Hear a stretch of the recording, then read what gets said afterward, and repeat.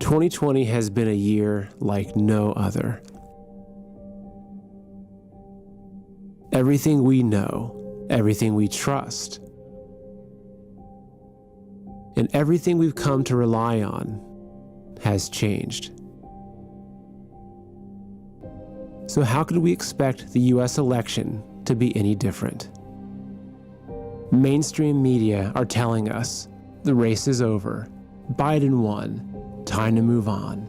Nothing to see here, folks. But in your gut, you know something's just not right.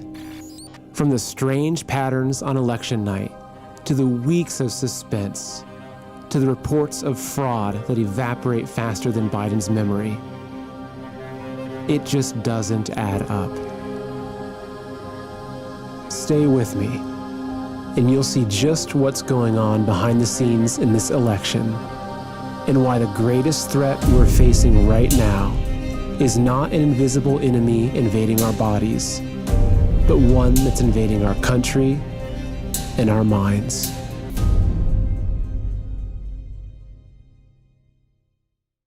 Welcome to Man in America. I'm your host, Seth Holehouse. Let me ask you, how do you know what's happening in the world right now? How do you know what's going on in this country, or even your city? I'm going to go out on a limb here and assume you probably turn to mainstream media, which includes social media.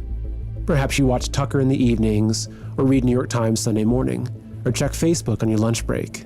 So how do you know what's going on in the US election? What did you think on election night when historically red states and battleground states were stalled, while blue states were immediately called for Biden? Or when Fox called Arizona with so many votes still out, of course, for Biden? And how about the late night ballot dumps that were somehow all for Biden? And the batches of pristine mail-in ballots also all for Biden? And then there were the burst water pipes, and the power outages, and the computer glitches, and issues with Sharpie pens, and lost USB drives that somehow all favored Biden. And then we have the hordes of dead voters, once again, all for Biden. The dead people really did vote for Biden. I fact-checked it. And what are the odds that all the last-minute changes to our election process and voting laws, in the name of COVID, also favored Biden? And how about all the counties with more votes than eligible voters, or where they got more mail-in ballots than they even sent out? In Pennsylvania, they sent 1.8 million mail-in ballots and got back 2.5 million. And last but not least, we've got Dominion, the voting system with ties to socialist Venezuela that was programmed to manipulate votes for Biden while sending our data to China, Iran, and Russia. And when the system crashed because of the Trump landslide, key battleground states simply decided to stop counting and head on home. When has this ever happened before in US history? This is just the tip of the iceberg. Every one of these reports should be serious grounds for investigation. Thousands of poll workers, postal workers, election officials, and honest Americans, both Republican and Democrat, have come forward with photos, videos, and firsthand stories affirmed by sworn affidavits documenting massive voter fraud. Social media has been flooded with them, yet mainstream media keeps asking, where's the evidence? Once everyone is gone, coast is clear, they are going to pull ballots out from underneath a table. Watch this table.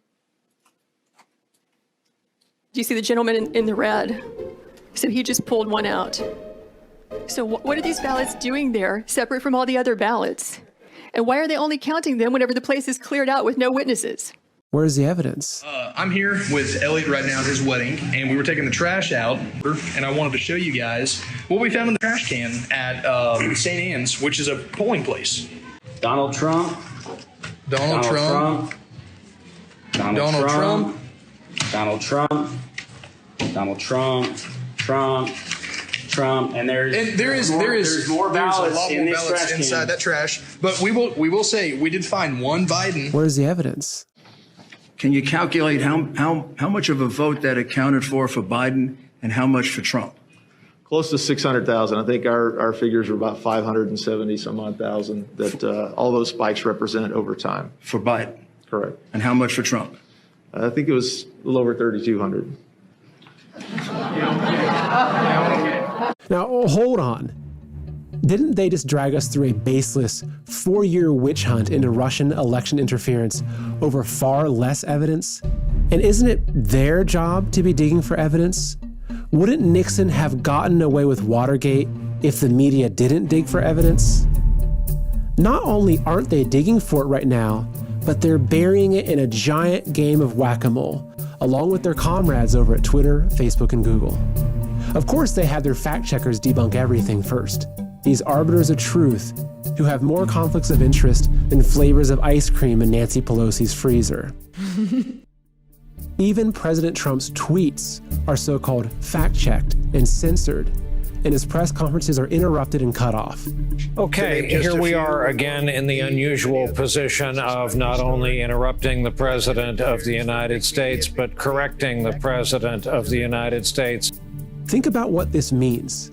The President of the United States of America is being censored by U.S. companies. This whole thing reeks of corruption. And not just corruption, but treason. It's such a joke that I'd be laughing if it wasn't so serious. But it is serious. Because let's assume for a moment that just a fraction of the fraud reports are true. If mainstream media and social media didn't let you see or even talk about them, how would you even know? Think about it. If our election was stolen and our government was overthrown and yet they kept it all hidden, how would you know? If mainstream media can completely control public opinion and the flow of information, including from our president, does the truth even matter? What if I told you that every single one of our mainstream media, including Fox, is being used as a tool to manipulate public opinion and steer the outcome of the election? Perhaps a year ago, you might have called me a conspiracy theorist, but considering we've all been living in the twilight zone lately, you're probably starting to realize that anything's possible. Just try to wrap your head around this. How did the media so accurately predict the long delays in counting votes and the red mirage before the blue wave? And why did they spend months downplaying the risks of mail-in ballots while sowing the seeds that Trump would claim voter fraud and refuse to concede? Do they have a crystal ball? Why did Hillary Clinton tell Biden not to concede under any circumstances all the way back in the summer? Joe Biden should not concede under any circumstances. Why did they spend the last 4 years using every possible tactic to undermine Trump's presidency in the most relentless smear campaign the world has ever seen? And why did every single mainstream media rush to coronate Biden and cement him into the public mind?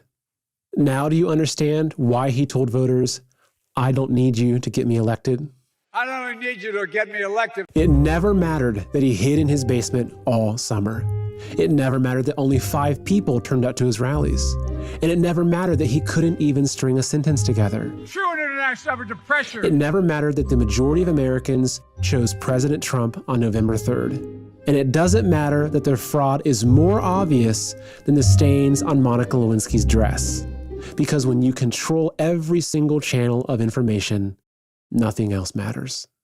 Right now, big media, big tech, big government, and even celebrities are blanketing us with the narrative that Biden won, while censoring all evidence of fraud and concealing the very real truth that our nation is facing its greatest threat since the American Revolution.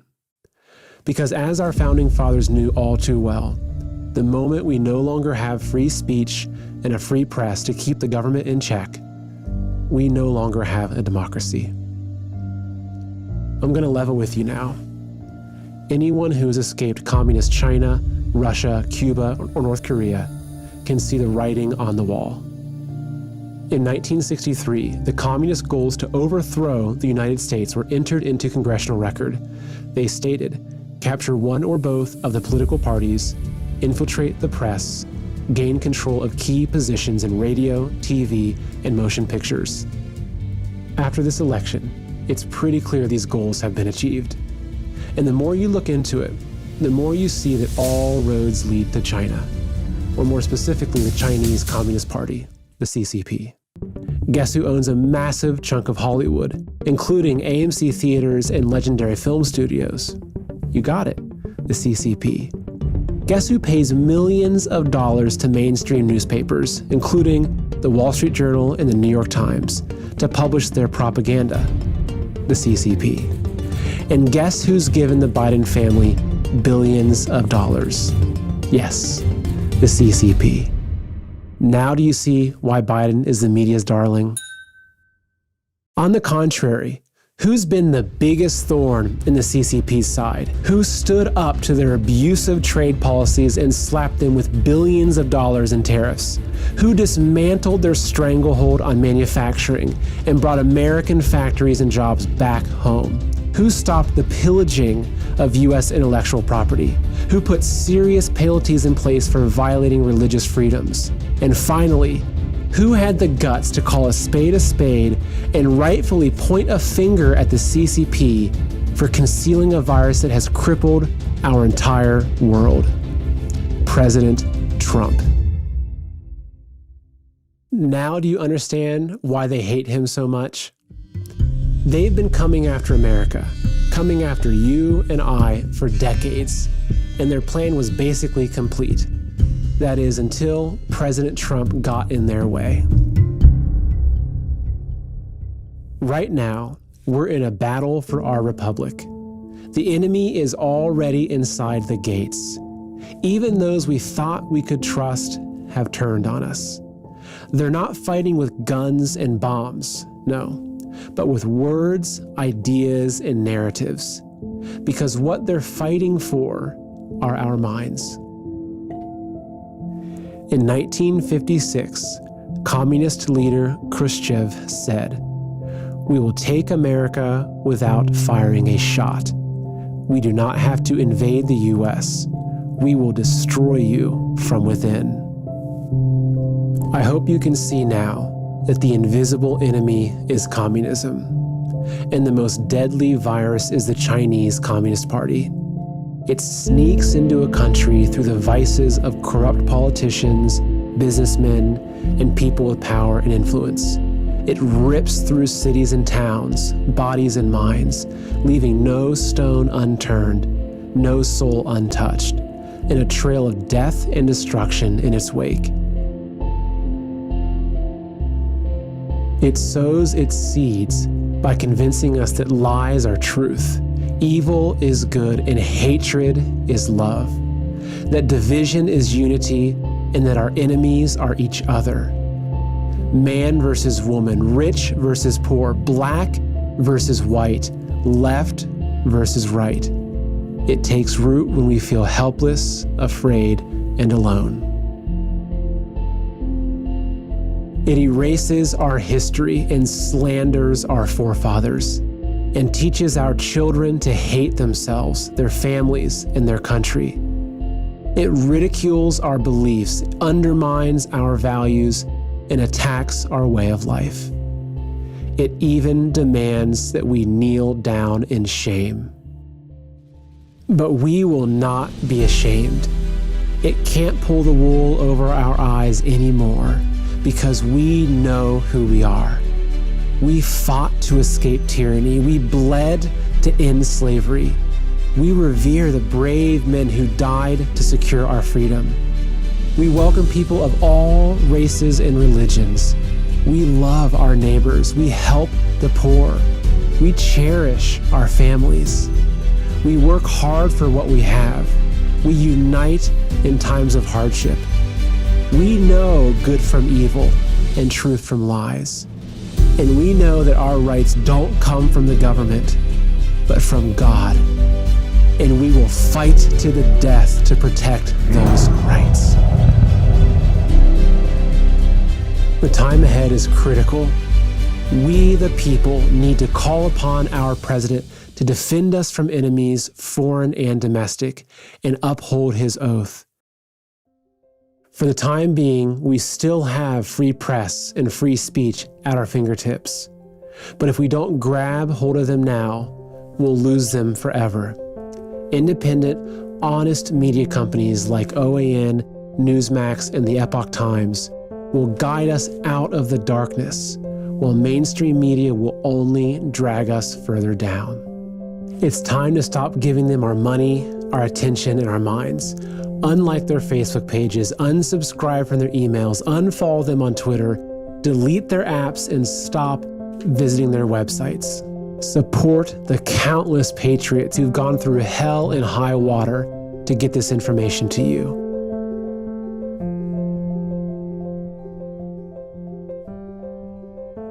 Like their content, subscribe to their channels, share their videos, spread their message. Stop using Google search. Google is censoring every result and robbing you of your right to know the facts. Start using DuckDuckGo and compare them. You'll be shocked. Get off Twitter and Facebook and switch to Parler. Join millions of patriots who have already turned their backs on these toxic companies who dare silence our voices. Join the millions of patriots who are standing up and rallying across the country, demanding justice and rejecting communism. Our enemies snuck in during the night and tried to use the media to lull us to sleep while they stole our country. But instead, they awoke the sleeping giant. We see them for who they are now. And they'll never be able to fool us again. They tried to trigger a great reset, but instead, they triggered a great awakening. We will not look back 5 years from now and tell our children that we did nothing as our nation was stolen. We will tell them that we fought for and won our freedom just like our forefathers in 1776. America is the last bastion of freedom in the world. We are the only remaining threat to the CCP virus. If we fall, the world will fall. But we will not fall. It's time to stand with our founding fathers and to invoke the power of we the people and the power of God. We are the patriots. Join us.